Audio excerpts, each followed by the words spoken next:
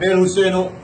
ఈరోజు మళ్ళీ మీ ముందుకు రావడానికి ముఖ్య ఉద్దేశం ఏంటంటే, ఈరోజు పొద్దున లేవగానే మా అన్నయ్య శ్రీ పవన్ కళ్యాణ్ గారు తన ట్విట్టర్ వేదిక చేసిన ట్వీట్స్ చూసి నిజంగా చాలా బాధాకరంగా అనిపించింది. కంట్లో నీళ్లు తిరిగాయి నాకు. అన్నయ్య, మీరు ఇంత బాధ, ఇంత మౌనాన్ని ఎలా భరిస్తున్నారంటే మాకు అర్థం కావట్లేదు.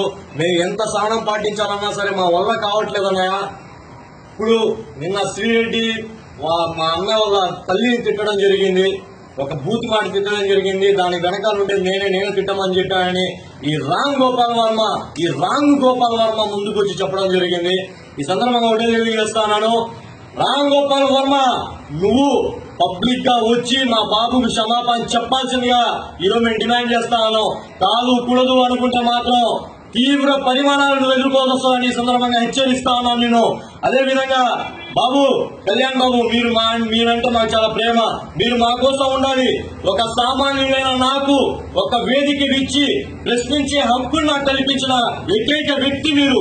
మనం చూసినట్లయితే రాజకీయ చరిత్రలోనే ఏ పార్టీ చేయని విధంగా సామాన్యులు కూడా అధికారం రావాలి, ప్రశ్నించే విధంగా ఉండాలి అని చెప్పి మీరు మొట్టమొదటిసారిగా ఇలాంటి కార్యాచరణ ఏర్పాటు చేసిన ఏకైక పార్టీ మన జనసేన పార్టీ. మనం చూస్తున్నాం, ఎమ్మెల్యే కొడుకులు ఎమ్మెల్యే అవుతున్నారు, మంత్రి కొడుకులు మంత్రులు అవుతున్నారు, కానీ ఒక సామాన్యుడు మాత్రం సామాన్యుడిగానే మిగిలిపోతా ఉన్నాడు. అందరూ దీన్ని ఒకసారి గమనించాల్సిన అవసరం ఎంతైనా ఉంది. అదేవిధంగా లోకేష్ గారు, అసలు ఎందుకయ్యా నువ్వు పప్పయ్యా నువ్వు లోకేష్, ఎందుకు నీకు ఇవన్నీ? ఆయన్ని డైరెక్ట్ గా ఎదుర్కోలేక ఇలాంటి డబ్బులు ఇచ్చేసి మరి నువ్వు ఆయన్ని విమర్శించే విధంగా చేస్తా ఉన్నావు. అడ్డదారిగా నువ్వు మంత్రి పదవి ఆశించి అడ్డదారిగా నువ్వు మంత్రి అయ్యావు. ఈ రోజు ఒక్కసారి జనాల్లోకి రా, జనాల్లోకి వచ్చి గుర్తు మీద తెచ్చుకొని ఓట్లు వేయమంటే నీకు 100 ఓట్లు పడని పరిస్థితుల్లో నువ్వు ఉన్నావు. అలాంటి దొడ్డిదారినగా నువ్వు ఈ రోజు ఒక మంత్రి పదవిలో కూర్చో ఉన్నావు. అదే విధంగా అన్నయ్య, నేను నా చావు కారణం, నేను చావునే సిద్ధం అని అంటున్నావు. అన్నయ్య, మేము ఇన్ని రోజులు భగత్ సింగ్ ను కోల్పోయాం, సుభాష్ చంద్రబోస్ కోల్పోయాం, అన్నిని కోల్పోయాం, కానీ నిన్ను మాత్రం మేము కోల్పోలేము అన్నయ్య. దయచేసి నువ్వు నిన్న ఆ మాట అనకు. ఆయన కళ్ళల్లో నీళ్లు తిరిగితేనే ఈరోజు మా గుండెల్లో రక్తం ఉప్పొంగుతుంది. అలాంటి నీ చేత చావు అనే మాట అనిపించిన ఏనా కొడుకుని సరే వదిలే ప్రసక్తే లేదన్నయ్య. నువ్వు ఒక్క పిలిపి తెలుగు రాష్ట్ర ప్రజలు ఎక్కడున్నా సరే నీ కోసం బయటికి వచ్చి ఈ రోజు ఆందోళన చేయడానికి, ఉద్యమం చేయడానికి సిద్ధంగా ఉన్నావు. అదే విధంగా శ్రీరెడ్డి అంటుంది టేప్ లో మొన్న వినడం జరిగింది. నేను నా ఊపిరినంత వరకు పవన్ కళ్యాణ్ ఎలా ఎదుగుతాడో నేను చూస్తాను, ఆయన ఏ విధంగా పైకి వస్తాడో నేను కూడా చూస్తాను. ఆయన సర్వనాశనం అయిపోయినట్టుగా నేను నా చివరికి అనుకునే కోరేస్తాను. ఏ శ్రీరెడ్డి, ఏం మాట్లాడుతున్నావు?